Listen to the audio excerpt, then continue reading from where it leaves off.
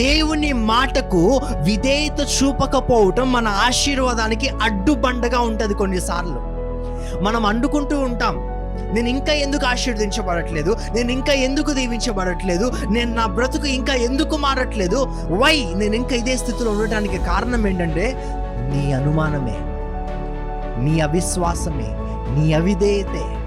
దేవుడు చెప్పిన దాని ప్రకారము నువ్వు చేయలేకపోతున్నావు కాబట్టే నువ్వు ఇంకా అదే స్థితిలో కొనసాగుతున్నావు.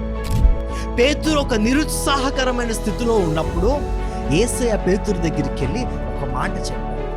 ఆ మాట సహజమైనటువంటి మనసుతో మనము చూస్తే అది చేయటం ఫులిష్నెస్ అవుతుంది. ఫులిష్నెస్, ఎస్, ఉదయకాల సమయంలో వల వేయటం అనేది ఫులిష్నెస్, అది అందరికీ తెలిసిన విషయం. ఆ విషయం పేతురుకి కూడా తెలుసు. అందుకే నేను రాత్రంతా వేసాము, కష్టపడ్డాము, ఇదే ప్లేస్లో ఇక్కడే వేసాము, ఒక్క చేప కూడా దొరకలేదయ్యా, ఇప్పుడు వేసినా ఉపయోగం లేదు అని ఒక మాట మాట్లాడాడు. ఏమన్నా తెలుసా? అయినను, ఇది అండర్లైన్ చేసుకోండి, నాకు తెలుసయ్యా, నా ఎక్స్పీరియన్స్ని బట్టి ఇది వర్కౌట్ అవ్వదు, అయినను నీ మాట చెప్పున నేను చేస్తా. పేతురు చేసిన పని అది.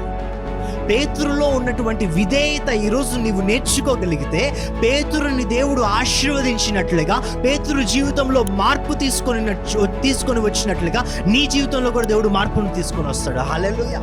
పేతురు జీవితాన్ని దేవుడు మార్చేశాడు ఆ క్షణములో. అప్పటి వరకు చేపలను పట్టే వ్యక్తిని దేవుడు తన జీవితాన్ని మార్చి నిన్ను మనుషులను పట్టే జాలరిగా నేను చేస్తాను. హల్లెలూయా.